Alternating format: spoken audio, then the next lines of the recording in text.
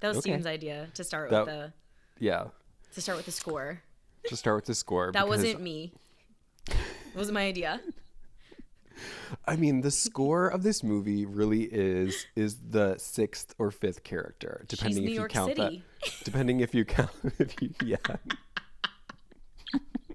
depending if you count that old man that Kate Winslet takes advantage of. But Let's get it straight. There's four mains. four and mains then the fifth is the score. is the score. And then the sixth is that man that Kate that old Winslet takes advantage of. Honestly, okay, we'll get into it, but it honestly felt like that movie with Rosamund Pike where she like buys that senior center and she like takes advantage of all those people. I don't think ever in the history of this universe has anyone drawn that comparison. Good for you. Okay, well, the more you know, and I'm better educated now to spot elder abuse. Elder abuse.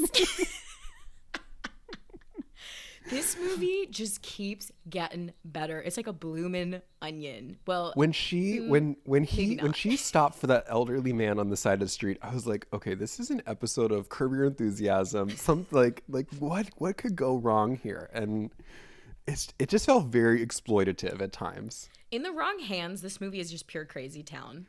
So we're lucky Pure crazy that we town. had Kate People are Winslet. so trusting in this movie of letting strangers in their homes. Oh my That should have God. been Oh the my name of the God. movie. Strangers in my home. Actually, That's good. strangers in someone else's home. Because people were renting other people's homes and then letting strangers come in.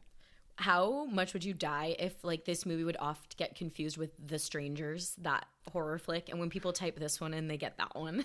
Okay, well, what I was thinking is that Strangers. there's such a genre of movies nowadays that are all about people who rent Airbnbs and then strangers who die. show up. And then they... Yeah, I Like saw this, one. this movie is littered with scenes of strangers trespassing homes and people just being like, come on in.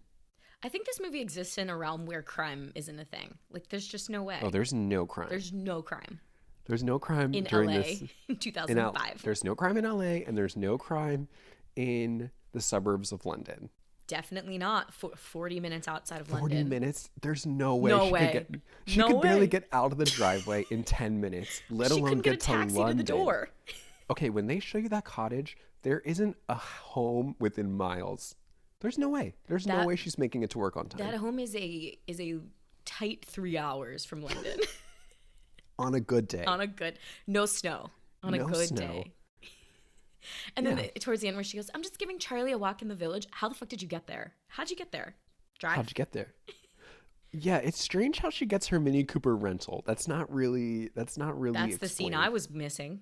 That's what I wanted to see. Yeah, I love scenes where you're at the Avis counter and you just can't get the rental. Me that too. You want to know what wanted. it reminds me of? Four Christmases.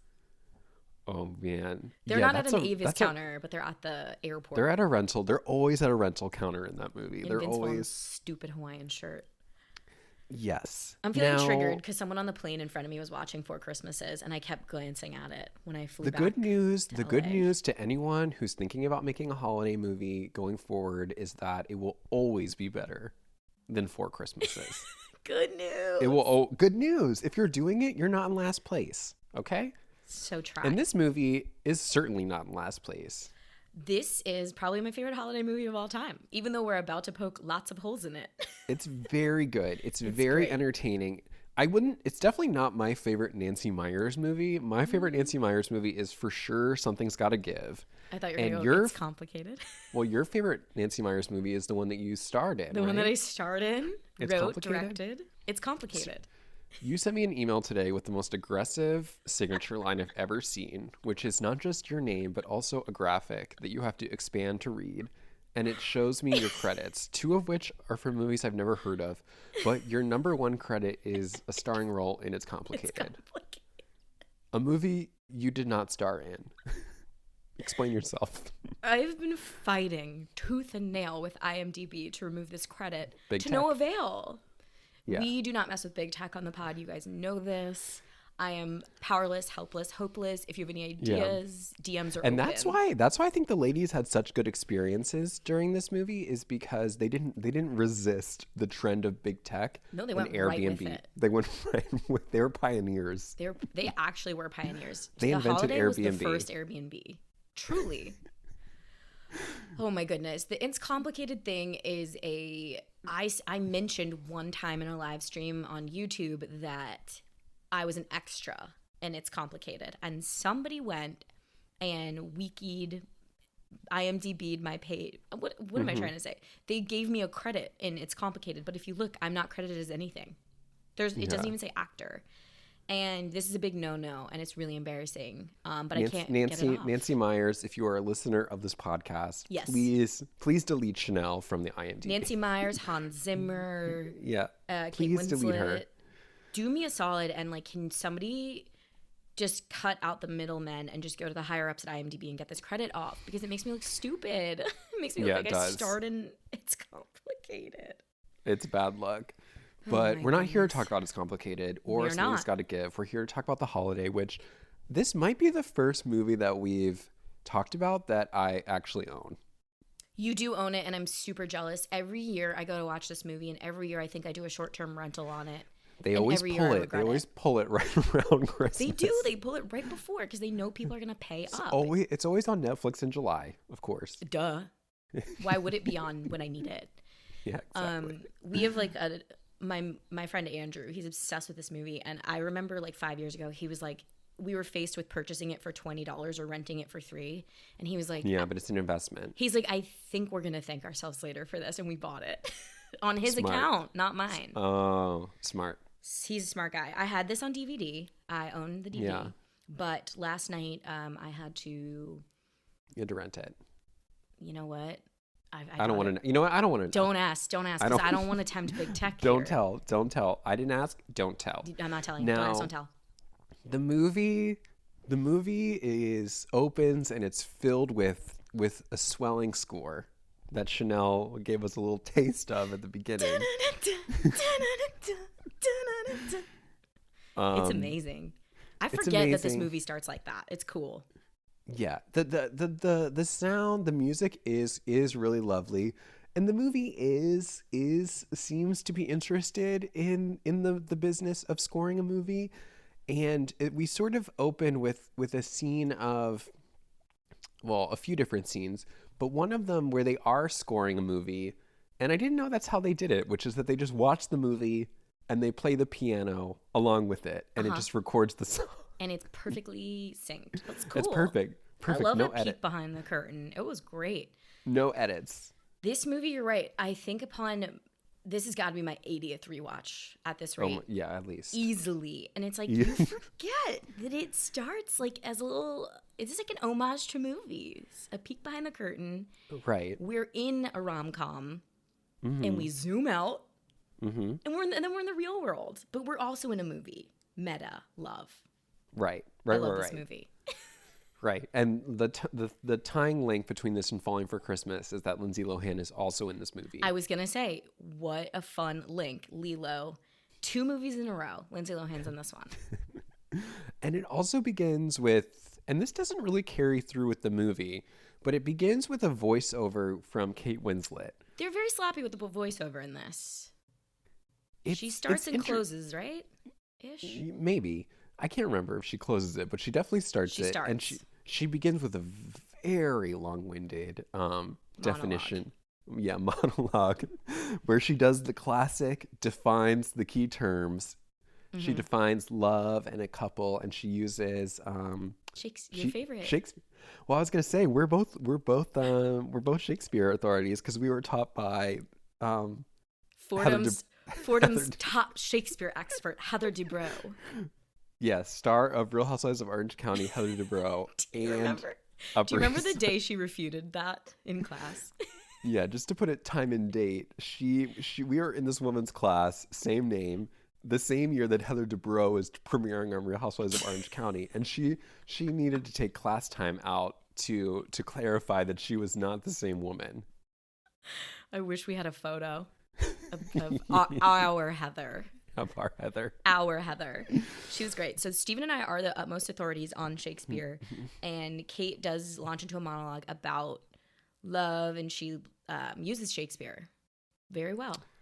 Fits. Correct. Sure. It's confusing what exactly the monologue is, whether or not it's some sort of diary entry or where she's pulling this information I was going to say, is it an article? Because she's kind of typing, right? Well, she's typing as the monologue is being read aloud, but we come to find out that she's working on an article for her job. She's not necessarily writing what is being spoken. I was like, is the article about love? And we find out, much like some of the other women in these movies, she's late on her work. Just like Renee Zellweger. Just like Renee Zellweger in that other winter movie. That other winter movie. Mm-hmm. What? Oh, New in Town. The whole monologue is kind of serves to just introduce us to the other mains, right? Like we're getting glimpses of everyone's life. Yeah, we see everybody. At this rate, I'm just too familiar with the movie, so I'm just like, got it. Like I forget that we even start this way. I'm almost just like, start at the switch. Start with them swapped. But the whole monologue like comes to a head at the worst kind of love is unrequited love. Mm-hmm. And that sets us up. It sets us up for another reason why office romances are a bad idea. Mm-hmm. Because Kate Winslet, we find out, has been in a relationship with this guy at work before. She's been shagging Jasper. He cheated on her before, but she doesn't mind, and she's cool with it. But the whole office scene reminded me of, I think, what you think going to work would be if you're a child. Like, it's just playtime 24/7. That's what I was thinking. None of these people have ever been to work before. They've never met each other, ever. But, like, even the writing and the directing, like, none of these people have ever set foot in an office. Like, people are just kind of bumping around, chatting with each other. It's parties. People are playing psychological mind games on each other. Yeah, well, it's right before, I like to call it, it's like right before Christmas break energy in high school. Yeah, it's like school. Yeah, where you're kind of behaving like a little animal. Everyone's just going off. Yeah, bumping around office to office, presents. No one is looking for the boss over their shoulder. No one's like worried Sandy Bullock is coming, if you know what I mean. You know? And you know what this office does, which is something you wanted to see in our last episode? What? They say Merry Christmas. They do say Merry Christmas, and I'm a huge proponent of that. No, guys, no. Rewind back, go to our last episode, and just realize that we just say Happy Holidays. It's easier. Yeah. Okay, it's the Christmas party. And they don't say Merry Christmas, by the way. They say Happy Christmas, which I would like to. It translates to Merry Christmas. Oh, okay. In American English. Does it? Yeah. So beyond that, though, this, like I was saying before, I couldn't tell, like, if the big boss was truly wielding his power inappropriately or if he was completely oblivious, because he calls the whole office to order. And he says, Kate Winslet, come on up here. Are you here? Come on up. I got this. I have a reporting gig for you. Mm-hmm. You're going to write about the biggest wedding ever. This small town's ever seen. London. And he's like, it just happens to be with people in this office. Mm-hmm. And we find out that it's her ex, who she was just talking to very inappropriately, and gave a gift to. She gave him a gift, and he was like, oh my God, you're amazing. And she said my favorite line of the whole movie, and I'm going to say it right now. He goes, where did you find this? And she goes, buried in that little place we found in Covent Garden that time. It's the best. It's the best. There's no better line reading. Thank you. Scene. So, moving on. Bananas behavior. If they were in a relationship for 3 years, like she said, mm-hmm. and then he cheated, mm-hmm. and then your boss said, cool assignment, girl. Get on up here, Iris. I mean, just so humiliating. Because I was just like, okay, there's no way that this boss didn't know. Right? No, that's what I'm saying. Like, this is common knowledge. This wasn't like a secret romance. And they were together for a while. Right. So this is like a rub your nose in it kind of movie. This is fucked. For sure. Yeah, oh, you wanted a Christmas gift? Here it is, Iris. Here it is, babe. Here it is. Happy Christmas. Take that. Happy holidays. They just dub over one word in this whole movie. And this is where her commute becomes very confusing because we see her then trudge home to her cottage and hysterically cry. Hysterically cry. But until we find out scenes later that it's 40 minutes away from London, you would have assumed hours. I wrote, that cottage seems very remote. Yeah, I wrote, this seems like a real commute to this remote cottage every day to the big city. I know. I feel like in reshoots, somebody would have been like, do you want to throw in that it's like 40 minutes outside of London? Like, that's what I think. Because it plays in voiceover. About 40 minutes outside of London. Yeah, it's in her sales pitch to Cameron Diaz, yes, who we jump to next. And there's a guy asleep on her couch downstairs, and he wakes up and he goes upstairs to wake her up, and we find out that there's more office drama stateside. Yep, stateside. If that Christmas party was what you think going to work was when you were a kid, this is what fighting with your significant other felt like when you were a kid. Like, this is what I thought. Right. Just like constantly slamming doors and opening them back up and saying more nonsense but back and no forth. real emotion on it. No one seems that upset at all. It's very factual. But I think that's the point. No, and as I was watching this, I wrote down, because obviously I like sort of forgot the plot. I wrote down like, oh, I guess what they're trying to tell us is that he didn't cheat and that she's just confused. Crazy. And then I was like, then I wrote down, okay, never mind. Because he did. Because his delivery of I didn't cheat to I did cheat is so the same tone. Delivery. And her reaction to it is the same. Yeah, I mean, it's just like, rewatching this now as an adult is like pretty bananas. It's like no one was invested in this relationship. Why are we here? No, and I couldn't remember. I couldn't tell you his name. I couldn't even remember why. It's Ed Burns. That's all I know. It's Eddie. He's from Long Island. Eddie. Hey. And I mean, that's the theme so far, is that this is what happens in offices, is that men act up with their underlings. Yeah, and women stick around. With or without feeling. Right. And it was nice to see Cameron Diaz, though, because she does bring that sort of electric finger in the socket energy. She is. She's zany. She's zany in this movie. Forgot. She's very zany. You called it finger in the socket energy. She's always like short circuiting and like snapping her neck and prancing about, and she does that walk, which I guess is her signature, kind of like broken down baby giraffe, where she is always unsure of where to put her foot, and it's very charming. It's so charming. She's a charming individual. I think that like this is kind of where we get lucky, because this movie could have really veered off the tracks if everyone honestly didn't take it seriously. What it is it's basically a prequel to Tar. Like she is the early 2000s Tar. Oh my God. I don't think I agree with you, but we'll go with that. They're both composers, and they both have... Both composers. I think she's a composer, right? She is a movie trailer editor, Steven. Right. That's right. She's a movie trailer editor. Something. Yeah, because that's like the very next place we go. I mean, with the fight, I wrote boring, switcher Eddie, and then she punches him, and I went, yeah, that's good. I agree. I do think that the fight was boring because it seemed like both of them didn't want to be there with each other. So there was no like side where the other person wanted the other person more. They both wanted to leave. That's why it was boring, but it served like a ton of exposition in our faces. It was just like, she can't cry. She's unemotional. She's a bitch. She's prioritized work over men. Right. Very early 2000s feminism, which is my favorite kind. Absolutely. Yeah. Women are boy crazy in this movie. Women are boy crazy, and if they're not, they have a big house. Yeah. And that's exactly what Cameron She had. did have a big house. She had a big house. She had a pool. I said, you know what? I would sacrifice love for that house. easily. She had some really nice coworkers. She had Catherine Hahn and John John Krasinski show up.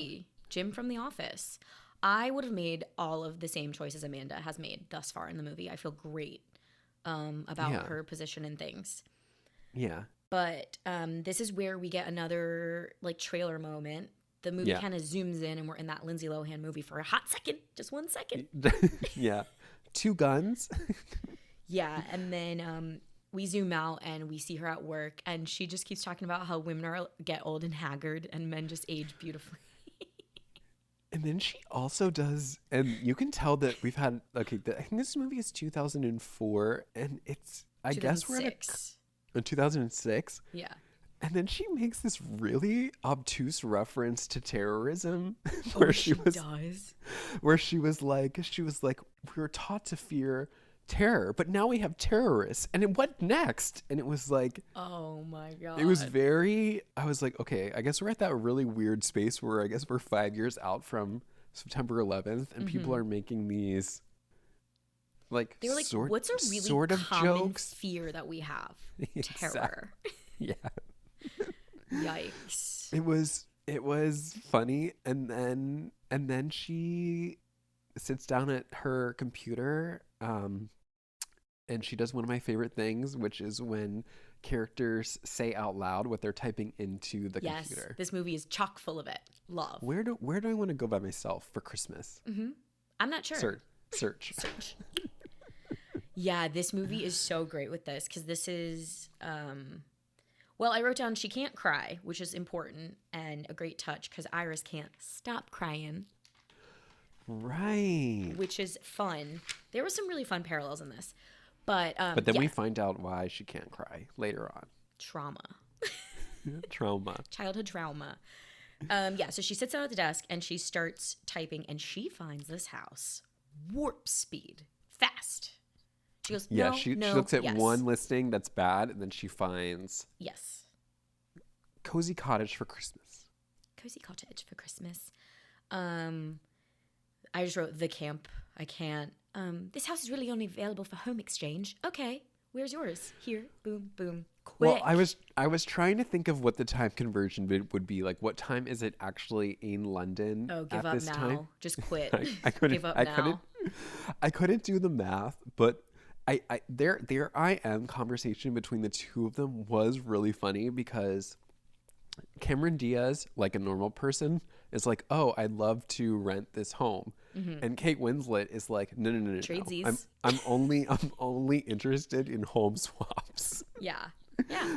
And by the way, then she's like, oh, have you done that before? She's like, no. No, never. Me neither. I've heard about it. My friend did it one time though. It's like, why is it in the exposition? But it was just so funny to be so firm in this, like, I'm only going to do a home swap when you've never done it before. It was just like, I would be like, okay, I'm going to go to Bali. Here, have my house. Like, I'm going to go to Hawaii. Here, take my house. No, but what becomes clear later on when Kate Winslet gets to Cameron Diaz's house is that then you realize, or I guess you could have realized now as well, is that Kate Winslet has no idea what Cameron Diaz's home looks like. No clue. So this is a one-sided swap. It's a one-sided swap. I couldn't believe this sequence. It is insane. The way they agree so quickly. They didn't even get on the phone. They didn't even chat on the phone. They didn't even dial each other up. And they are both willing to hop on international flights immediate that day to get there because it's overnight. So yeah. I think, are we left to assume that this happens like off screen? That maybe they did hop on a phone call, but it was like boring. No, I think that we're to believe that they never talked. They never talked. Yeah, because they're so they're emotional and they're so wrapped up in their own thoughts and feelings that they don't even think to talk to each other on the phone. It's pretty insane because, like you said, Kate Winslet has never seen Cameron Diaz's house, and she could hop on a plane and end up homeless. And as you would know, like LA, as to say, oh, I live in LA, that's a pretty broad geographical terrain. Yeah, she knows. My house is a little bigger than yours. That's all she knows. That was so funny. Little bigger than yours in the messaging in the exchange. Okay, I need to find a way to to bring that up in a conversation with someone. A little bigger than your house. I like I like your apartment. Mine's just a little. Mine's just like a little bit bigger. It gives the same energy as Bridesmaids when she goes, you don't have a husband. It's the same energy.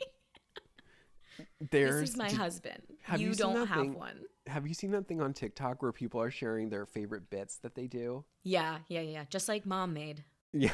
Well, there's a new one that I saw where it was this girl was sharing that her mom, every time she would like leave the house to the grocery store, she would go, oh, like, does anybody want anything? And like, and the person who's narrating is like, and I would say like, oh, I want Pop-Tart, celery, whatever. And then like the mom would write it all down on the list. And then she would go, oh, sorry, I actually didn't pick your name off the Christmas tree this year.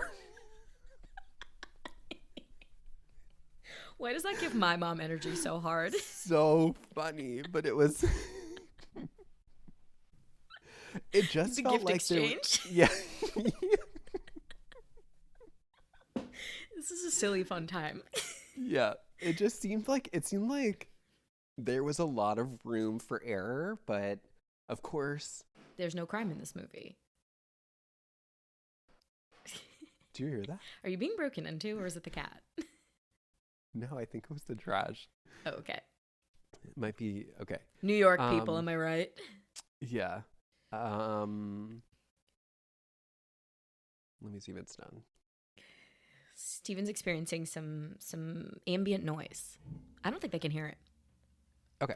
Well, they agree to swap and they get on the plane the next day.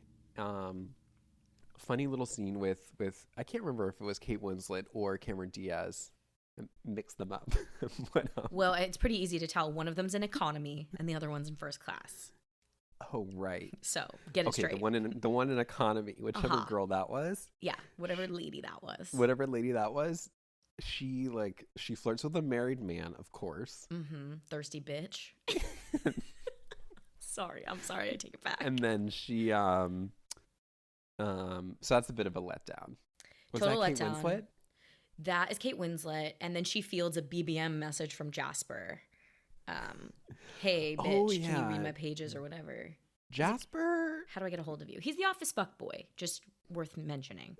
Yeah, but it's very similar to the relationship between Cameron Diaz and that guy in the beginning.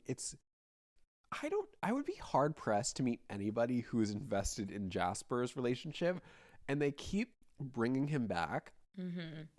And it's just hard to believe that she's still holding on to him, like pining over him. Yeah, I don't know, it didn't really work for me. Well, then you weren't listening to the unrequited love monologue in the beginning, so rewind and go back.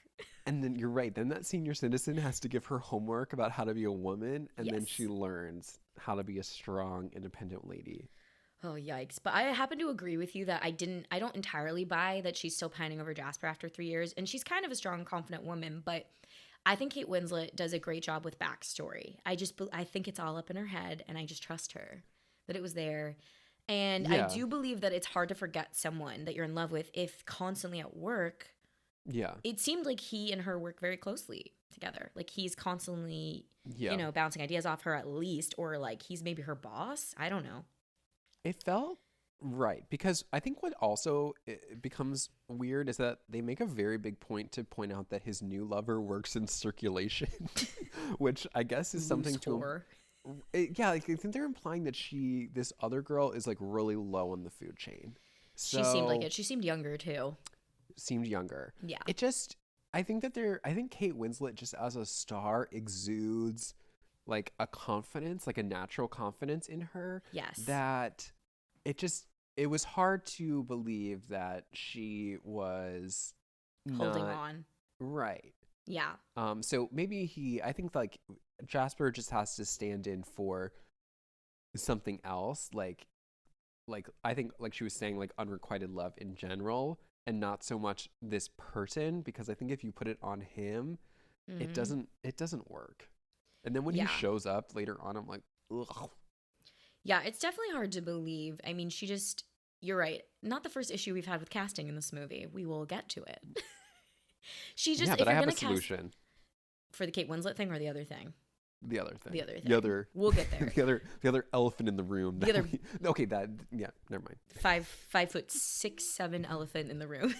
Yeah. Male. Yeah. It's just, yeah, I agree with you. We'll put a pin in that. If you cast Kate Winslet, you're getting strong confident. So yeah, I think similar to I think that there were a few characters that could have been cut, and I think that he could have been cut for sure, Jasper, and they could have just talked about. She could have just been talking about somebody in her past that she was like longing for, and she like couldn't get out of her head. But I think once you put a face to it, it's kind of like, oh, ew, this him? isn't working. Really, him? Yeah, like he could have not spoken the whole movie. But that's where this movie is really campy and on the nose. Like, he needs to come up and act like a big dumb idiot and email her, "Where can I reach you?" So we can watch her make the wrong choice that women often make, which is to keep the conversation going. Yeah. But our girls are on The Amazing Race now, and they're rushing to their next destination. Did you appreciate Amanda in First Class? Yeah, of course. Okay. Love to see it. Although that's always tricky on The Amazing Race is when they find out there's only first class seats available and they can't book them, so they have to wait for the next flight. Yikes. I would have loved to have seen the contract for this rental agreement. Sure, that's good. Yeah. Show me that this is legal, above board, you know? It just seemed like there were so many loose ends with what could have happened. I would have loved a contract because we find out Kate Winslet didn't even tell her brother that she was leaving. Okay, not just that, but we see on night one, Cameron Diaz is like, okay, over it. I'm just going to go back home. And I was like, well, there's a lady you've never met living in your home. Yeah. Entertaining strangers in your home. Uh-huh. Yeah. Cooking dinner. I think the contract would have made me feel a lot more comfortable. Yeah, just to know what we were getting into. Just like at the end of that voiceover, "Hey, I'm sending over the contract now. Cool, I'll look it over." Yeah, even just that. That would have been great. That would have been helpful to put my mind at ease. Yeah. I will say that when Kate Winslet is driving through LA with her head out the window like a dog. Oh my God. I was just thinking to myself, and no offense, Janelle, there's LA's no place disgusting. I would rather, there's no place I would rather be. No, that's the wrong phrase. I would rather be anywhere else than LA during Christmas time. Yeah. It just doesn't strike me as, and it did make me laugh that she was putting her head out the window like a dog, because when she was writing her bio on the instant messenger for the home swap, she was sort of describing herself like she was a dog. She was like, I loyal, don't make happy. Loyal, don't make a lot of noise, I clean up after myself. Yes, super tidy. Go to the bathroom outside. It was like that blisteringly fast I am exchange was just meant to put all of us at ease.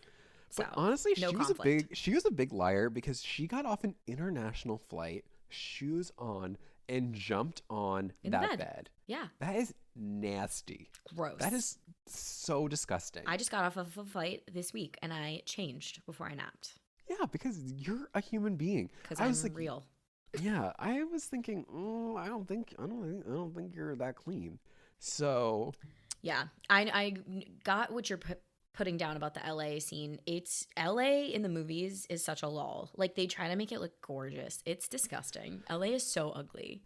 Yeah, and they traveled far and wide for those palm trees. Like, they were looking. They were right, and they were doing something similar to the movie with Renee with New in Town, where they were trying to draw this extreme between like hot Christmas and cold Christmas. But a scene later, they have Kate Winslet wearing sweaters and everything in LA. So it wasn't like it's the she was Nancy in a bikini. Meyers coastal. What is it? Coastal grandma. Cream. They all wear creams and whites. Yeah, I mean, listen, I would live in Cameron Diaz's house for the rest of my life. For sure. And that wardrobe. Yeah. Ooh, so comfortable. Cameron Diaz packed no less than 40 coats. She loves coats. That scene was very satisfying when she gets her last coat into that closet and she shuts the door. She goes, "Cute dress." This movie's perfect. Well, it was just sort of funny that I was like, what are they trying to say here? It would have been funnier if she was like, oh my God, same size. Yeah. And then they start to think like, oh my, what if she's my twin? No. Wait, maybe you're actually blowing my mind right now. I didn't pay attention to this. Does she end up wearing the dress maybe later in the movie when she fucks the brother? Okay, That well, would be I'm inappropriate. glad. Yeah, I think. Okay, so I don't think she does, but I also think that they're setting you up to think that, right? Well, yeah, cute dress would imply we're going to see that later. Because when the brother comes over drunk, I was like, why would you come here? Like, it's really weird that you go to your sister's He got house. inordinately pissed. That my question for you is, would you let him in? Because I wouldn't.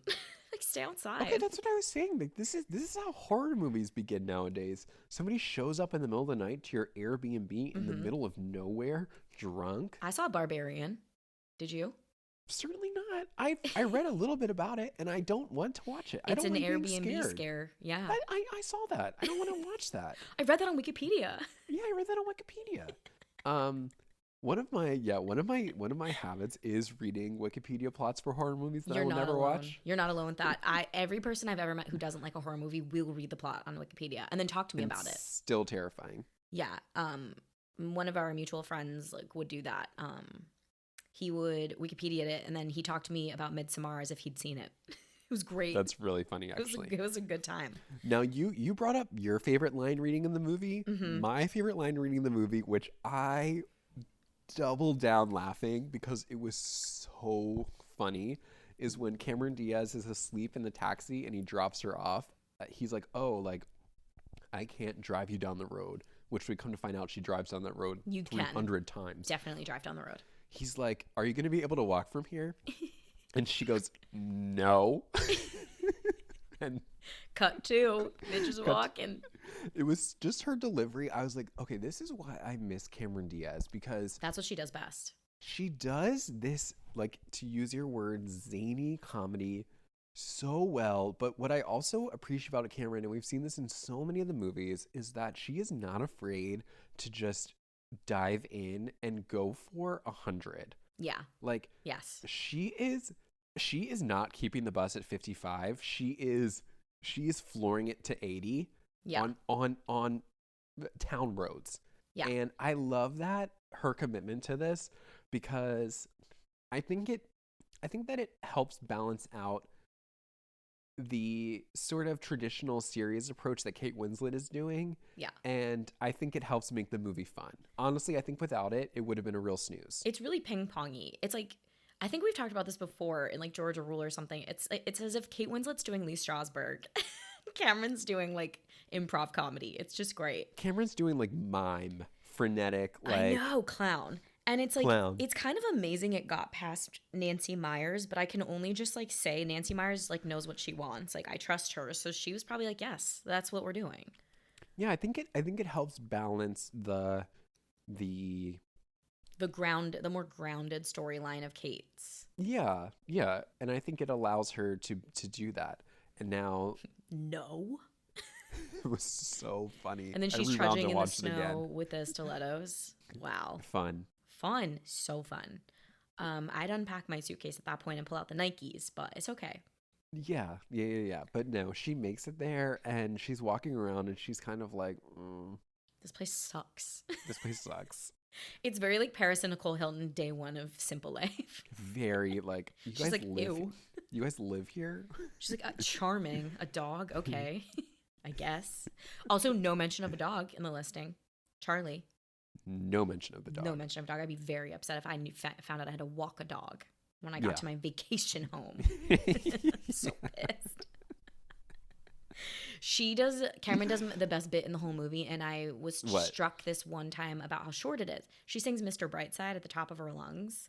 Oh, so over some good. wine. And It's great. and It's amazing. so weird that we watched this movie, because in my Peloton ride this morning, hate bragging, Mr. Brightside?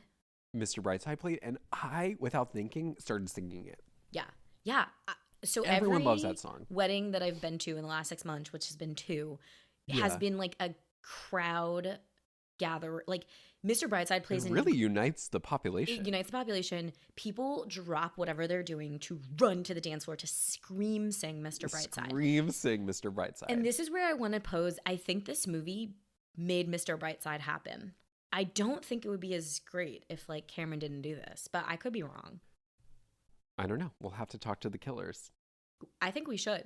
Can we get him on the line? If you're a listener, Excuse me, if you're the killers. If you're the listener of this podcast, please let us know. If you're within any degrees of separation from the killers, can somebody please reach out to them, because we have a lot of questions. Now, Cameron Diaz in this movie shares something that I have in common with her character, and something that we both share in common with Oprah, which is that we both hate driving. And I love driving. Remember on Oprah's road trip with Gail, and she talked about how she famously hates merging? Me too.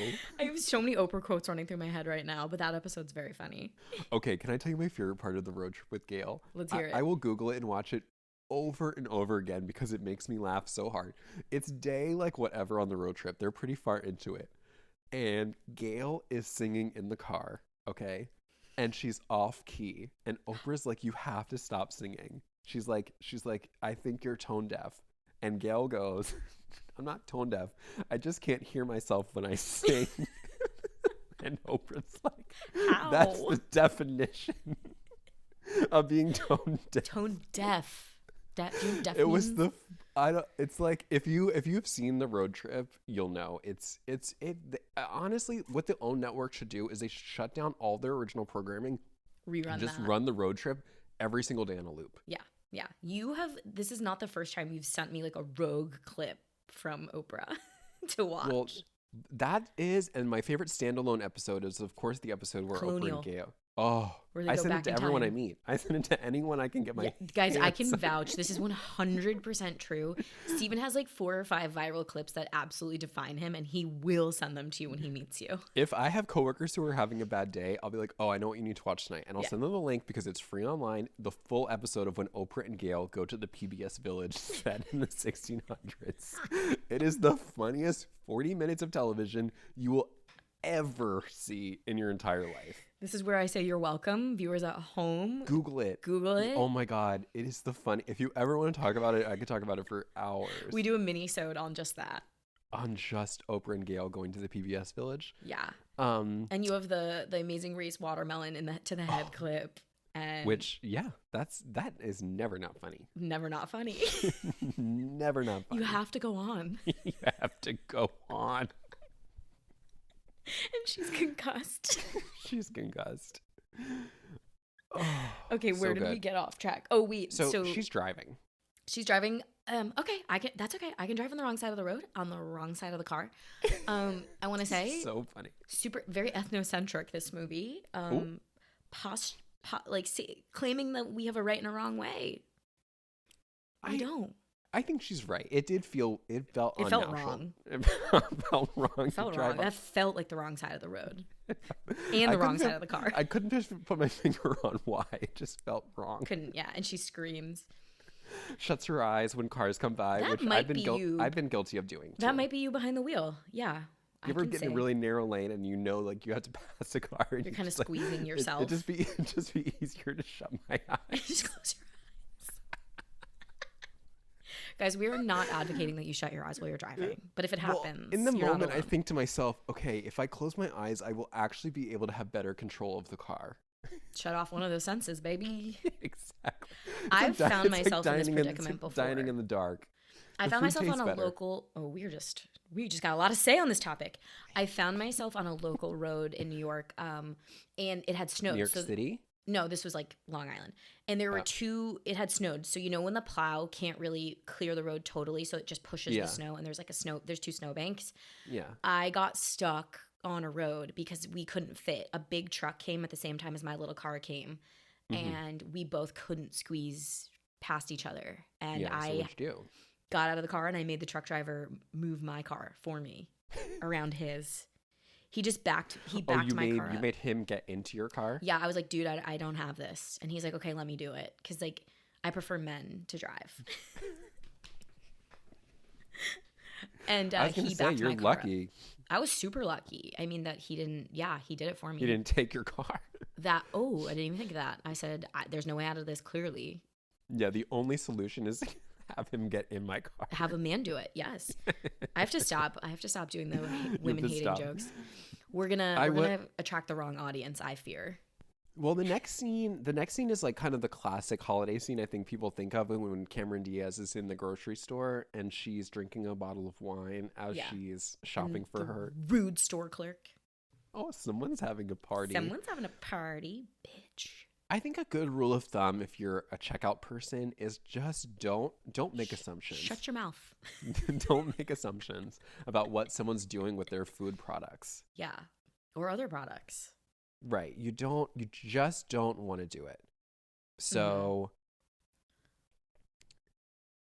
I did just wonder how she was going to get herself home, considering how gnarly the drive in was going to be. Yeah. Versus. And lucky for us, we don't see it. We don't see it. We don't see her drive home drunk. So. Truth. So that was nice. And. I think there's a Jack Black scene. Yeah, so like we wrap up the Cameron night. She does the Mr. Brightside and she lights the fire and she's freezing and, you know, she's bored. She's bored. And then we cut to LA and Jack Black, as Miles, arrives at Kate Winslet's house, aka Amanda's house. And she lets him in. And she can't figure out how to let him in, but she does. Screams into the intercom. Yeah. If you heard that, I'm sorry. And he drives up with his girlfriend, and as he's driving in, he goes, Maggie, the flutes. This is the best part. They did Maggie dirty in this movie. Oh, they did Maggie real dirty. She doesn't get to defend herself, not for 1 second. Yeah, like what's Maggie's side? I'd love to see that. I'd love to hear it. I'd love to see Maggie's point of view. Spin off. We don't get it. It's at this point I wrote. Oh, go ahead. You first. No, I was gonna say whenever you want my solution to the Jack Black problem, I'll give it to you. But go ahead. Okay. I mean, this is the first point we see him, and I just wrote they did Jack Black dirty in this movie. This is not dialogue native to his tongue. Let's just say he much like how in like 2 weeks ago I said I don't see Natural saying daddy. Like you're just not gonna believe me that I'm talking about my dad. You know. Mm-hmm. There's a daddy line in this movie too. I can't remember where. Oh, there is? I have it written down. We'll get to it eventually. Okay, we'll get there. But yeah, when he says, Maggie, the flutes, this is the best part. I just don't buy it for not 1 second. It's very daddy. You know, it's like, I don't think you speak like this. Right. Poor Jack Black. To me, this is not how you use him. Mm-hmm. He's School of Rock, you know? Yeah, I guess he was part of the zeitgeist of the time, right? So that's must have been why he's there because the three other leads are big time movie stars. Yeah. Yeah, I just something about his character just felt out of place, and then it dawned on me where I was like, you know what? The same solution that I had to Tar, I'm gonna plug and play here too. Let's do it. J-Lo.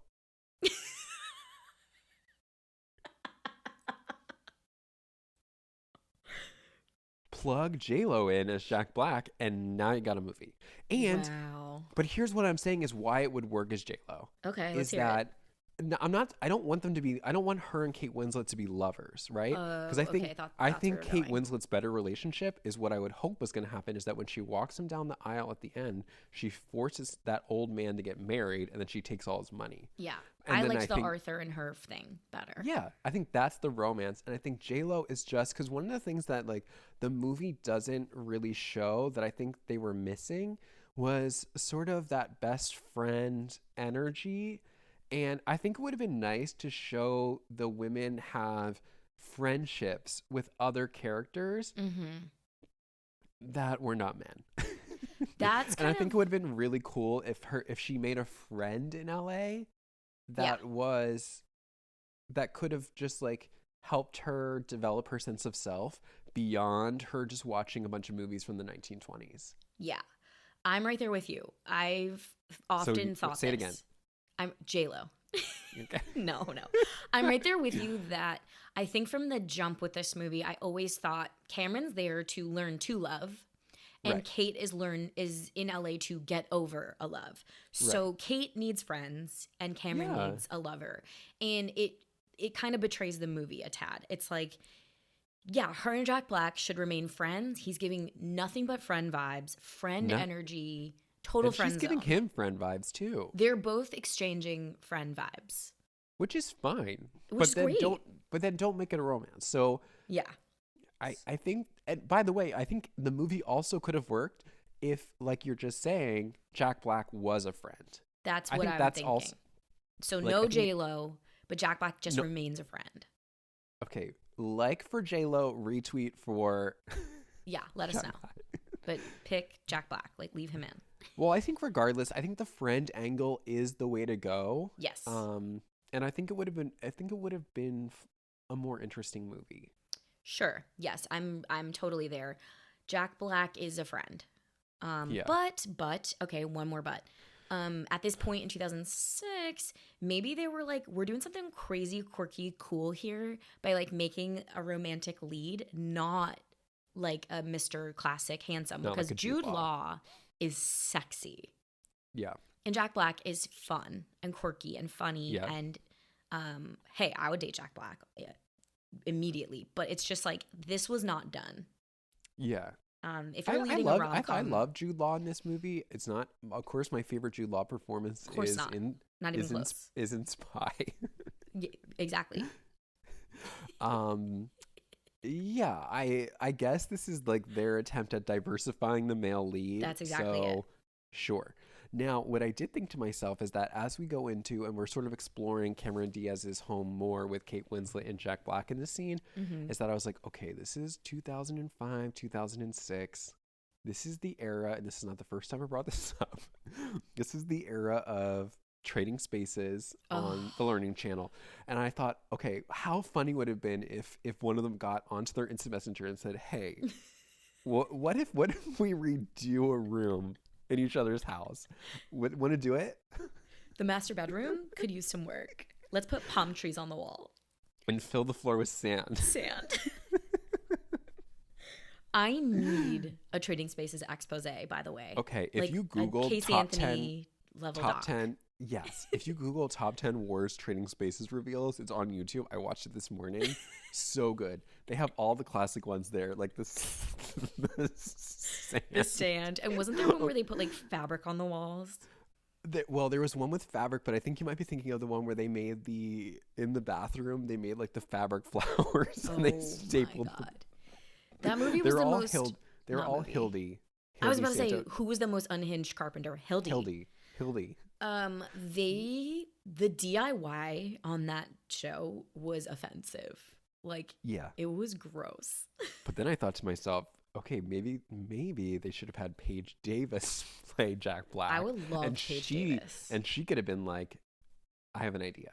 She could have gotten the ball rolling on the renovation. Mm-hmm. Cool. And she could have even done it. It could have even been one-sided, where Kate Winslet just redoes a room as a surprise. Oh, I feel like Kate redoing a room in the LA house is like looks bad on her part. But if Amanda, she hasn't touched it. She hasn't touched that cottage, so I don't know. I don't know which way her mind would go. like if Amanda redid a room in Kate Winslet's house, like the cottage, it's like thank you, that's charity. You know? Oh, for sure. I'd be Other like, way just around, leave it one just of your looks bad. coats and we're good. Leave her a coat. There's too many. There's 40 coats. Okay, so then we toggle back to the cottage, and this is the point where I wrote, would you let Jude Law in your house? Because he shows up at the stoop. Okay, let's be very specific. Would I let Jude Law in my house? Yes. Graham. Would I let a stranger in the middle of the night? No. And Jude Law's not a stranger. No, I... He's star of stage and screen, Jude Law. Star of stage. Yeah, he, much like you, has some really top hits in his IMDb. So. Yeah, he's also starred in a movie, like me. Like big blockbuster. But I did write down, wow, this should be scary, but it's not. It's quite sexy. It's sexy. It's so hot. I can't relate to this level of tension right off the start, but you know, I gotta be careful. It was.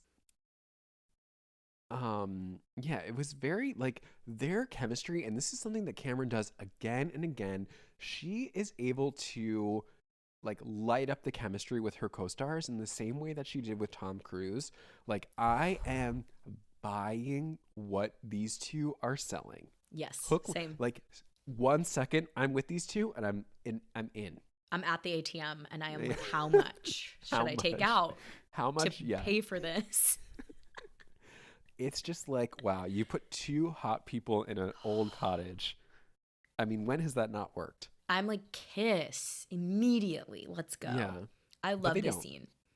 They play it coy. No, they do. She goes, I think since we're never going to see each other again. They do kiss. Since we're never going to see each other again, we should have sex. And he goes like, are you serious? The only thing that I think she really set women back in this movie. Are you okay? That's a snort for the ages. I didn't see that coming. Go ahead. He goes like, how do you feel about this? How do you feel about this? Blah, blah, blah, blah, blah. They're going back and forth. How do you feel about foreplay? She goes, seriously overrated. And I'm just like, did somebody hold a gun to your head for that one? She's just ready to get it going. That's all. She's eager. But okay. She's eager. I'm willing to buy that she hates that. Fine. I don't know. Yeah. And then this is where the two storylines are so different. Like their difference makes me just laugh. Like Kate is hanging out with an old man and some children. Taking advantage. No, Kate's not hanging out with the children. Sorry. But it's just like the two storylines are pretty funny at this point. Like Cameron is getting hot and heavy in London, and Kate Winslet is watching DVDs in LA. She even says at one point, she's like, wow, I can't believe I watched 4 movies today. Crazy. Like, whoa. The entertainment center had me weak because this is such like a lost era at this point. We have Blackberries in this movie, we have bootcut jeans, and we've got entertainment centers that take up the whole wall. And just a library of DVDs, which I used to love to collect. And I know you did too. You had a collection. Yeah, I really thought DVDs were going to come back in the same way that vinyls come back. But then I've been thinking recently that, like, I guess the appeal with vinyl is that you get that kind of crackly sound. I don't know if you get that, but I don't know if that's ever... Wow, this is a crisp Blu-ray. Yeah, crisp Blu-ray. Wow. No, I remember... Who knows? They could come back around. I went to Best Buy to buy a Blu-ray once. I think it was like 2015. And the store clerk was like, you should just like get this online. And I went, are you crazy? I said, are you fucking insane? And he said, yeah, like in another few years, like everything's going to be online. And I said, you're nuts. Ring me up. Take your conspiracy. Take your stupid fucking conspiracy and shove it up your ass. Yeah. And go back to high school because this is your stupid part-time job because you don't know what you're talking about. Whoa. And he was right. I think I was literally purchasing like Pitch Perfect.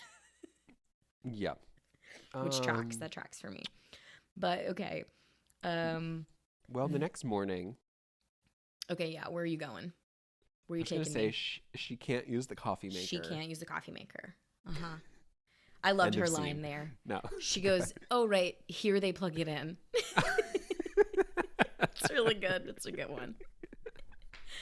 That's like a really fun, flirty, self-depreciating way to like make fun of yourself. I love it. I do that all the time. Right. Yeah, this scene just continues for me. It's just like, it's so hot, this scene when he invites her to the pub. The next he's like, I'm having dinner at the pub. No name, the only one in You'll town. know which one it is. 3 hours from this cottage. Yeah, just go to every pub until you find me. Just get on that path and walk 3 hours. Because something else that we sort of didn't mention is that she's either communicated to the audience and I think to him that she's gonna leave. Like she is gonna leave. Yeah, she starts packing today. Immediately. She's like, I gotta get out of here. This is too much. And he's like, well, if you choose to stay, like I'm gonna be at the pub. And she's like, okay, great. So she has her coffee, but she does get in to the cab and she heads to the airport, and she even gets all the way to the airport. And this is sort of that post 9/11 world that they're living in, where I'm like, none of these people have ever flown commercial, because what they don't do at security is open up everyone's luggage and go through all of your items like they were doing to Cameron Diaz. And that's when she has her realization that she's going to go home. I'm being crazy right now. What am I doing? And by the way, I flew British Airways recently, and they were not very nice. So British Airways is notoriously, I think, one of the meaner airlines. Kind of stern. I remember. Yeah. Okay, so I was laying down. It was an overnight flight. Why were you laying down? What kind of seat did you have? First of all, none of your business. Second of all, business. And when you're in those seats or in any seat, by the way, let me make this a takeaway for the audience. You have to wear your seatbelt at all times. Even if the seatbelt sign is off, you should be wearing your seatbelt, okay? Well, some flight attendant, stewardess, took it upon herself to do bed checks to see if your seatbelt was on. Rude. And she woke me up to check if I had my seatbelt on. No, I didn't have my seatbelt on, so I did have to So she was fully justified in waking me up, but still. Yeah, but I couldn't believe it. I could not believe it. That's shocking. I don't like that. And then I saw Kate Middleton and that guy on a flight recently, Prince William. Kate Middleton on a flight? No. On the Daily Mail, I saw them. They were flying Steven. they were flying transatlantic, and they were flying British, and I was like, I bet they didn't treat them like that. No way. No way. They didn't wake Kate up to do bed checks. Yeah, to make sure she had her seatbelt on. Also, no one cares if she does. No one cares. She's not in line for the throne. I'm sorry. Oh, yes, she is. She's like way late. She's like way after her children. No, well, she'll never. Oh my god, she won't rule. Do you not watch The Crown? She'll be the queen consort. Consort. Yeah, it's not the She'll queen. never hold. She'll never. She's water. She's not blood. Got it. Okay. Oh my god. I did kept thinking to myself, I wish the queen was in the movie. That could be cool. That would be a fun cameo because they did get Dustin Hoffman. You saw that? Yeah. I was like, who's next? Let's bring him out. We got I'm Lindsay, excited. Dustin Hoffman, the queen. That would be really cool. I bet she'd be fine as a cameo, the queen. Want to hear a funny story about the queen? Sure. Is that 10 seconds? I'm all ears. So I'm watching QVC the other night, and as one does. By the way, if you don't watch QVC, the best time to watch QVC is during the holidays. Yes. It is peak programming. They are selling candles the other night on QVC, and they always try to make you think of all the products you could find at Kohl's or anything else. Like, these are all those types of products. And they were trying to explain the candle maker from a brand you've never heard of and tell you how famous he is. And the host goes, you're probably never going to think this is funny. The host goes, he even worked with the queen before she died.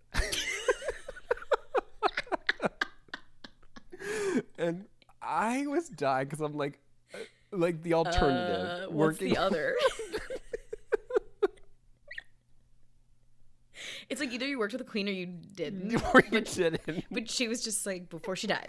Before she died. Because if you work with the queen after she died, you're a liar. Or it certainly doesn't count as much, I would say. He ran a seance with the queen and the president. And that's why QVC is so good, because you sent me the Lisa Rinna clip the other day. The Lisa Rinna from the THNK 1994 account.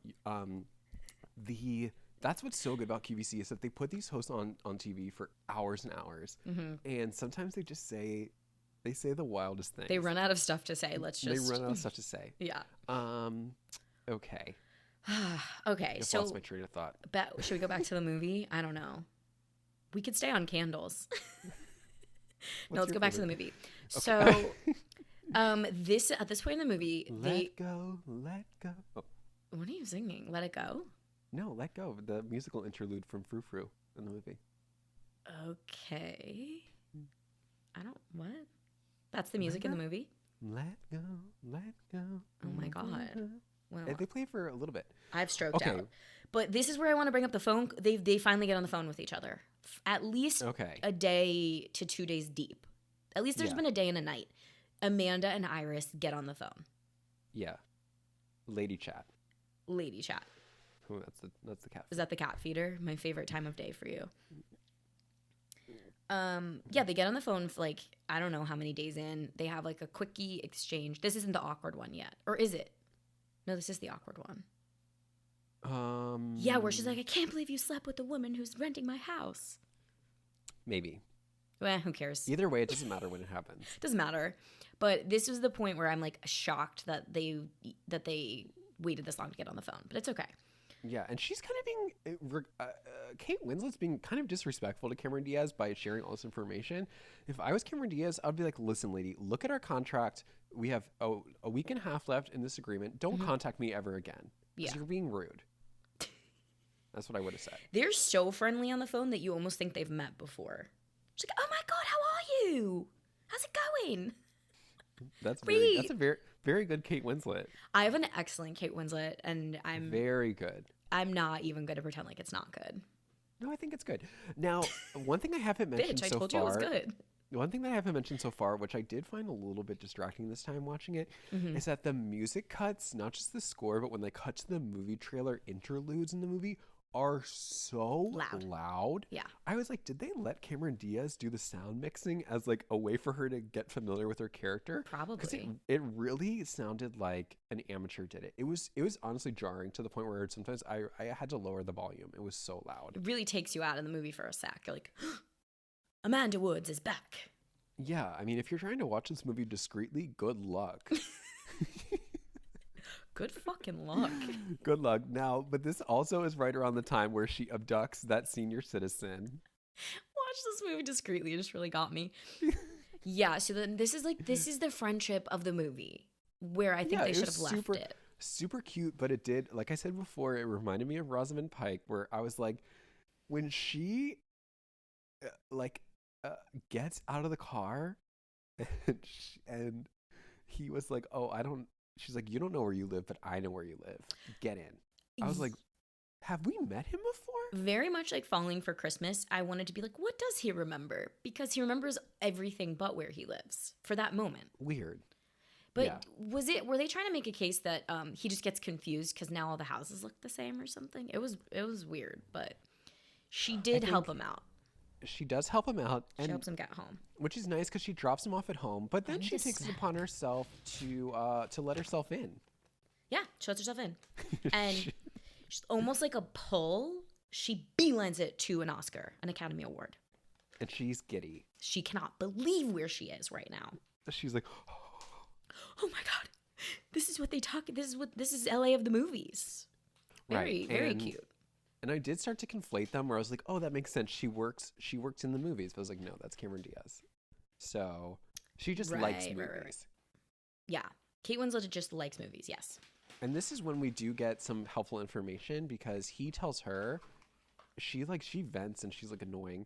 And then he goes, listen, lady, women are either leading ladies or their best friends. Okay? Listen, one lady. of the two. That's what he says. When he takes her out to dinner or when she takes him out to dinner.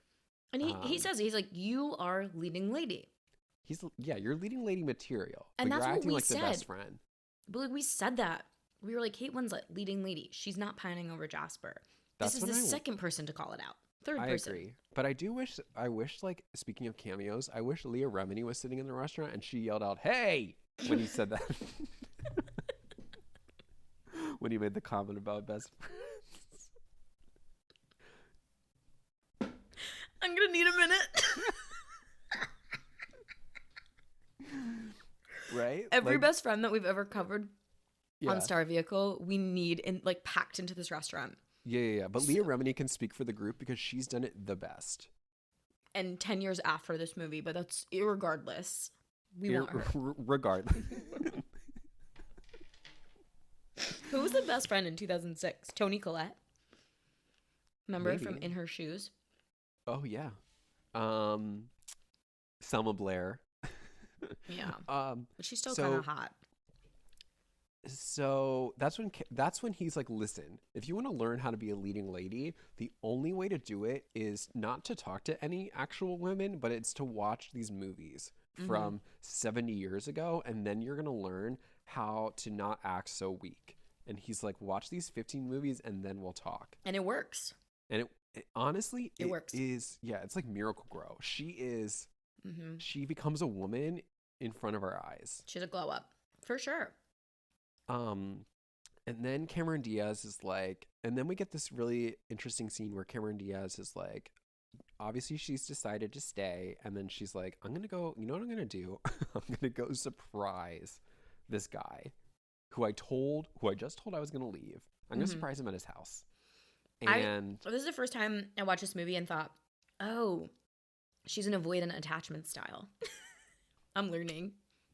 It reminded me a little bit of that movie Up in the Air when George Clooney goes to Vera Farmiga's townhouse and he finds out that she has a family and she's like, are you out of your mind?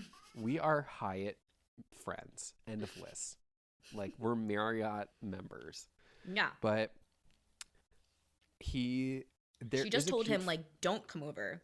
Like, don't want yeah, to talk to you. And then she comes to her sentences and shows up at his front doorstep. right. And there is a good fake out because she assumes that he's there with another woman because she's like, oh, someone's there. And he's like, Yeah. yeah. And Oh, you're not alone. No. oh, it must have been the kids who said daddy. Then it's not creepy. Oh my God, Steven. You wrote down a daddy and it was from a child? Jesus. I You're did. fired. And this is where this scene I thought was pretty cute. I mean, I think similarly in terms of letting someone into your Airbnb in the middle of the night, letting basically a stranger into your house to meet your kids is also a little suspect, especially when we find out that Your cat is so chatty. especially when we find out that his whole thing is that he doesn't like introducing people to his kids because it's irresponsible, which I agree with, but then he lets her in. She's just And different. She's different. She's American. different. And if you thought to yourself, and again, we're not making light of it, it just happens in literally every movie. If you think that this movie did not have a dead mom, you're wrong. Wrong. Wrong. So wrong. Wrong. Are you DIVORCED? WIDOWER.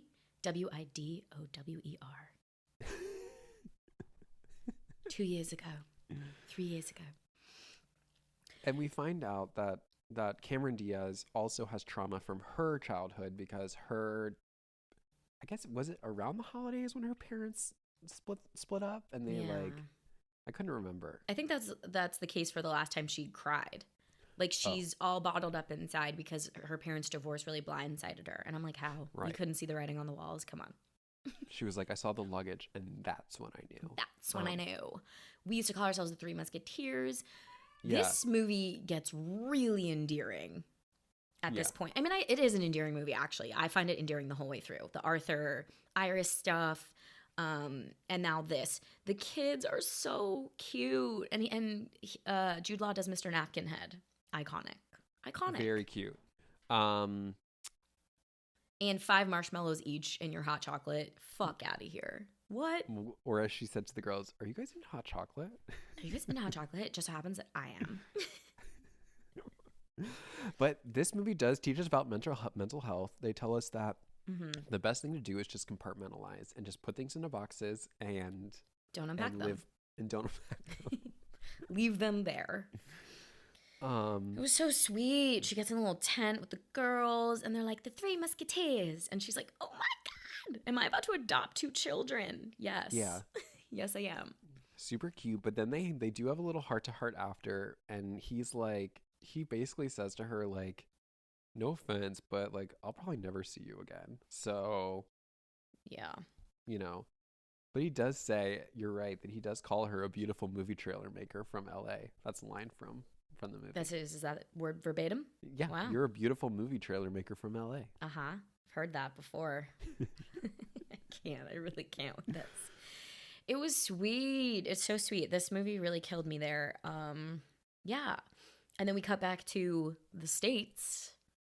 And she's running a full-blown senior center at this point. She is, because we find out she's that fielding dinners. Arthur's Jewish. Right. She had a pop-up Hanukkah celebration. And then we find out during this time that Arthur is going to get an award, but the only way he'll go collect the award is if he can walk on stage without his walker. So she's like, okay, I'm going to get you in shape. And the scenes, she takes him to a pool. Her backyard. Yeah. And not just a pool. And then this part did make me laugh because I'm like, okay, this is basically Saw that she's running in this house because he gets up so unsteadily and he like looks to like grab onto his walker and she just uses her foot and kicks it out of the way. Just nudges it a little out of his reach. I was like, she is wild doing I would do this to like my siblings. I'd dangle it so far over their heads just like so they couldn't reach it. If he had a slip and fall on her watch, good luck. Good luck with that lawsuit. No baby. crime in this movie. There's no crime. Not even elder abuse. Now we go back to Blockbuster again, and we see that. Oh yeah, so now it's the Blockbuster scene, and this is where Jack Black shines. Usually, by the way, this is like Jack Blacking. If we're gonna like make it a verb. Okay. Do you know what I mean? What is he He doing? does this. Like, this is so School of Rock of him. He will, like, he makes music with his mouth. That's what he's doing. Oh God. The eye roll Oh, that just when he sings the songs. he's picking up DVDs and he's humming their main theme, and it's cute, it's endearing, and he is a fanboy of music. And this is where I felt like this isn't the character Miles. This is Jack Black. He likes this stuff, and he is like really on the nose with it all. It's just They're friends, and that's all it is. It's friends. And then we see that what's her name is outside with another guy, and Maggie, and he's like, wait a second. And he goes outside. He says, "Why am I always attracted to the bad girls?" And we're just like, wait, what? Wait, what?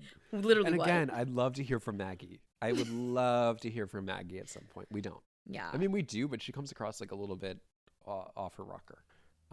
Yeah. Maggie was a get in and get out day player sort of thing. Just like, get her out. And what's funny is after this scene, I said to myself, okay, wait, what day is it? And then Jack Black literally says to her, oh, it's Christmas Eve. And I was like, oh, I knew you were going to have trouble with the day. And I meant to ask you about it.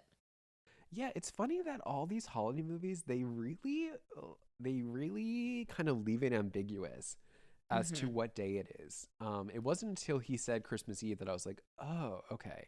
Yeah. But after this time gets really muddy for me because they do have their exchange. Kate Winslet's Iris is like, I'm still in love with this guy, blah, blah, blah. I know exactly how you feel. And then he's like, whoa, your life is like way worse than mine. Like, I didn't even care about Maggie. Yeah. And he's like, okay, I'm going to make, she goes, should we have some Christmas fettuccine? And he's like, I'm going to make you some fettuccine, bitch. And he's like, we're going to pop some bubbly and we're going to hang. That's exactly how he says it too. Yeah, that's a good Jack Black. Light a fire, pop some bubbly, and we are going to have some Christmas fettuccine. Which sounds good. I would love some fettuccine. Yeah, and then at that point he also goes, Simpkins, it's you and me or whatever. And I go, who's Simpkins? Her last name. It's her. Oh. It's Iris Simpkins. Never heard it.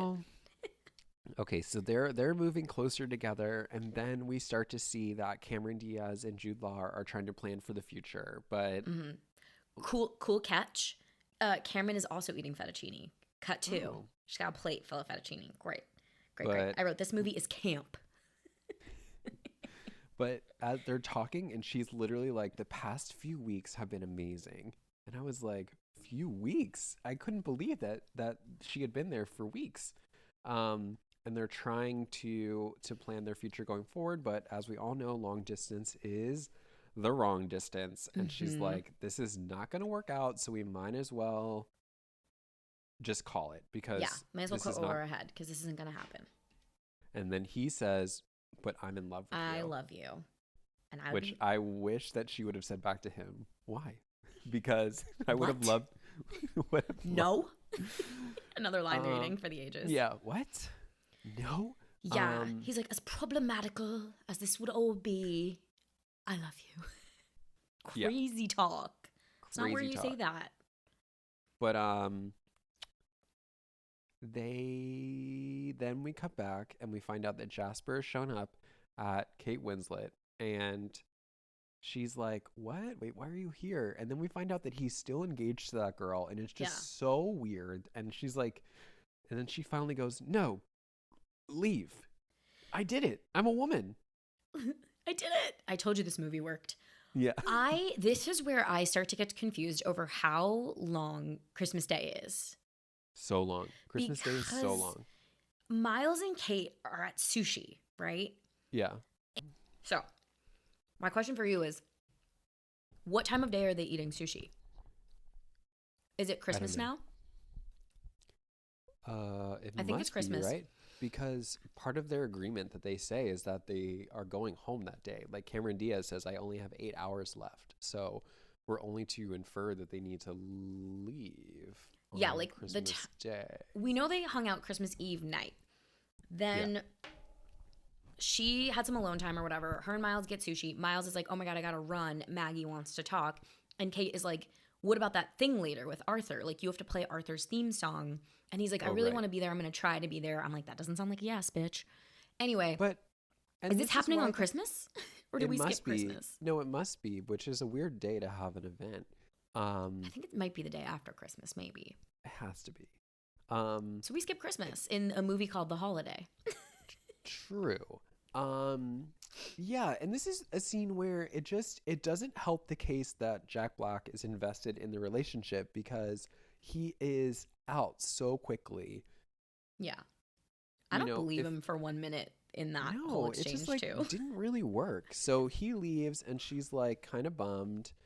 And then we cut to the event for that old man, and it was like really weird watching her walk him down the aisle. Like it felt like a wedding. Oh my God, Steven. So it did make me think of like what Friends. if this is like a marry me situation where she forces him to get married. Yeah. Marry me. Okay. Okay. What does she say on stage? Yes. Sure. I do. Or whatever. No, I think it's sure. Put J-Lo in. Put her in. Yeah. Okay. So it's sushi. He runs to Maggie. I don't know why I'm getting bogged down in the order of it all, but it's important to note that Kate does have some alone time at the house. Jasper shows up. She is way too eager to let him in. She's like a schoolgirl, lets him in, and she and him have some like exchange. She finds out he's still engaged, and she's like, I am no longer in love with you. And it's amazing. It happens very quickly. Yeah. Her falling out of love. Kicks him out. Thank God. Then we're at Arthur's thing. It's adorable. This is freaking adorable. The movie score kicks in. It's Arthur's theme. He climbs those stairs like a champ. Yeah. Steven's bored. Yeah. It's like there's so Moving many on. plot ends to wrap up at this point. It's just kind of like we're dotting into all the stories to wrap up all like 17 little plot points. And it's like, okay, got it. I did laugh when Cameron Diaz is saying to Jude Law, she's like, if I come over there, like Europe, will you go out with me? That's what Miles says to Kate. Oh, Miles says that. Jack to Kate. Black is like, hey, what are you doing on like New Year's? She's like, I'm gonna be back in London. He goes, well, I've never been to London before. Europe. I've never even been to Europe. He goes, if I go over there, will you go out with Will me? you go out with me? And she's like, I'd love to. And then they kiss in the audience. Inappropriate because you're making that day about them and it's about Arthur. You're right. I couldn't believe it. Yeah. Yeah, Jack Black. I wrote, LOL, we still love you though, Jackie. It's cute. Sure. And I wrote, is the award ceremony on Christmas? This is world's longest day. Oh, so long. But it felt like it like the ending of the movie really for me really dragged on. Like I felt like that was the one weak part, is that I felt like it was a little bit too long because it just sort of dragged at the end. But and then it wraps up real quick. Oh, it like, wraps up fast. Because then we cut to Cameron Diaz and it's like, okay, we got to wrap her up, and she's leaving in her cab with the same driver conveniently. And she does some more like really inspiring car work, which we've seen from Cameron in Night and Day. She does a lot of great work in the backseat of a car. She's great in a car. Put her in a car. So she's like freaks out and decides she's gonna stay. And this time she get this, she doesn't even complain about having to walk the snowy get a road. load of this. She does it on her own. You're glazing over the key fact, which is she can cry now. Oh, She leaves Jude Law. She's become a woman too. She became a woman in this movie too. It's a coming of age movie in at 35. Did you know that? Didn't know that. I don't know that's how what old they are. That's what The Holiday is. It's The Holiday is a movie about becoming a woman yeah. for all involved. The I men wrote, become women. She's matured and she will walk the road. She just like, she gets in that cab and it's a close up on her face, no cutaways. And in real time, this is where Cameron shines. She shows that she is a true actress, not just a star plugged into a star vehicle. And she starts crying and she's happy because she can feel now. And she knows this must be right. And she drops everything to run back in the stilettos. And all I got to say is thank God I did not book this role because I don't want that job. I don't want to run. A lot of running. That was a long run back. Yeah. Obviously, it's worth it when she gets there. Obviously. And of course, they kiss. And he's crying like a baby. Crying like a baby. And it's like, okay, everything is worked out. Everything feels great. And then we get much to my enjoyment, a kind of Like a little epilogue. a fun scene, and this is where it really did remind me of Trading Spaces when they like party in one of the rooms at the end, and they're like talking about what happened during the week, and it was just really weird to see them all together in the room. It was really bizarre to see them together because I didn't believe for 1 second that they knew each other. Like, we have to believe that Amanda Woods, Cameron, is best friends with Miles from work. They're not. Right. We have to believe Kate and Jude are brother and sister. They're not. Yeah, they don't really look like brother and sister. So but I love this. I wrote a mashup in England, and really cool to think like these people made a movie together and they had no scenes together until the end. Weird. Yeah. No, that's true. So, I mean, like, Kate and Cameron were never on set together, except for that. Except for one day. Feud. Uh-oh. Women hating women. Nancy had to keep them far apart on set. Yes, ladies, break them up. But it was cute, and I mean, obviously, I will watch this movie 100 more times. Oh my god, it's like so good. I was gonna say, when you were saying this movie felt long, I think that I'm so endeared to it, and every scene sort of like cascades into the next for me, to the point where the length doesn't bother me. I am like living in this movie. All the time. I think that sometimes when I watch it, I just instinctively want to skip some of the Kate Winslet moments with Jack Black. And I think you feel that at the end. Like, I think right at the end when he gets the call at sushi lunch to go meet with that woman, it's like, okay, now we have to wait for him to leave. Yeah, it's like a waiting game. And then get back together. And it's like, okay. Versus if I would have had to watch Cameron Diaz and Jude Law do it, of course I would have watched it. But it was like, you didn't really buy it, so it was like, oh, now I have to wait for this again. Yeah, waiting is tough. This is the point where I'll ask you, and I think I already know your answer. Who had the better storyline? Whose life do you want to live? Kate's? Okay, those are different questions, but I would say that in this case, they're the same answer. Okay, I mean, Cameron Diaz, obviously. I knew it, because I would pick Iris. I want to do Kate Winslet's switch. Okay. And bitch. No, I mean, I think I bet there are people that think that way. I mean, you're one of them. I am. So. I'm living proof that Kate is doing more of the things I want to do. I want to be alone. I want to swim. I want to watch movies. I want to hang out with old people. Elder abuse. I want to eat fettuccine and sushi. I want to go to Blockbuster. Do you know what I'm saying? Like, she did all the things I love. True. No, I mean, they both have a really, really positive experience for first-time home swappers. Yeah. And now when they do it again, they can both say, I've done it before. Yeah. Oh, wait, why are you so insistent? Well, I did it last year, and you wouldn't believe what happened. You wouldn't believe I got a husband. I can't believe this. Both of us got husbands. Crazy. Both of us. And the lady I swapped with also got a husband. 2 people got husbands. You don't have a husband. Do you have a husband? Call back. Yeah. I just wrote a mashup in England. It's so cute. I'd love to see a movie where Cameron Diaz is a mom. I want to see her raise those 2 girls with Grant. That's tough. Tough, I know. She does not seem like stepmom material. Well, I think it also calls into question, like we talk about this a lot at the end of these movies, is like, what's the odds on these relationships lasting? I know. I love asking you that. And what's the staying power? I think with Cameron, it's really hard because... Well, I guess a trailer editor can really work wherever. So I guess she could work in England, but having kids didn't really seem like something that she wanted. No. And with Jack Black and Kate Winslet, there's negative chemistry, and again, she doesn't work there. So... it's a nice holiday, but I don't know long term. This is our favorite thing that happens in a star vehicle. No conflict. It's like Amanda and Grant, so Cameron Diaz and Jude Law, have talked about the complications of long distance. And by the end of the movie, like, we're not worried. We're not worried about it. They're going to figure it out. But it's like, how? Yeah, better not think about it, actually. Better not think about it, yeah.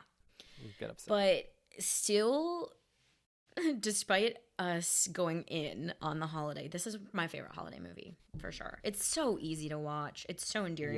Yeah, it is. It's It is. I definitely need corny. to rewatch Castle of Christmas though, because I think I said that before. Got a and I rivalry really- going on here. Yeah, I mean, there's something very warm about it, but yeah, I don't know. It'll never get old. I think there are like two types of girlies out there. It's like The Holiday or Love Actually, and it's like fuck Love Actually. The Holiday is the movie for me. I've never seen that movie. Yeah, it's not. You're not gonna like it. Yeah, I knew. I wouldn't. I like it. The Family Stone. That's a good movie too. That's a really good movie, but now we're getting real earnest with Christmas. This was only half earnest. This was halfway. Well, it was an exciting continuation of our holiday exploration with the Loved it. stars. Yeah. I was worried that this might not be considered a star vehicle, but I think you said it. It's like 2006. These people are at the top of their game. Yeah, I think that it very similar to when we talked about Four Christmases. It's like this Mhm. movie would not work if it didn't have the star power Mm-hmm. involved. It just Yeah. wouldn't work. Yeah, the stars really need to stoke the flame on this one. Yeah, And exactly. it works. It works. And it works. Well, Well, that's that. well, I That's got that it. on that. Yeah, That's we my got it. favorite ending. That's Yeah. that on that, you guys. So you know where to find us. Comment on our YouTube, find us on Twitter and Instagram, TikTok as well. Please give us a review. I'm like tired of waking up without one. It's actually annoying at this point. I know. Haven't had one in a minute. It's like I would rather have none than just the three that we have. Uh-oh. I don't mean to be like not thankful, but it's like it hurts worse to This is have what had happened. This and is lost. what happens in the holiday season. People put energy out in the universe, and Santa's listening. Oh my god. Santa's I'm listening. not bashing big tech. I'm not bashing Airbnb. I'm just like stating an opinion Okay. about it's like unrequited love, or like it's like better. It's not better to have loved and lost. I wish I never loved. Like I wish I never had the comment to begin with. Chanel literally stop reading from your diary. Put it down. I do have my diary right People, in front of people me. can't see the camera that she's reading. Anyway, Yeah. All right. Well, this was a fun one. Merry Christmas. Like, rate, review. Happy Happy holidays, everybody. Okay. Bye, Steven.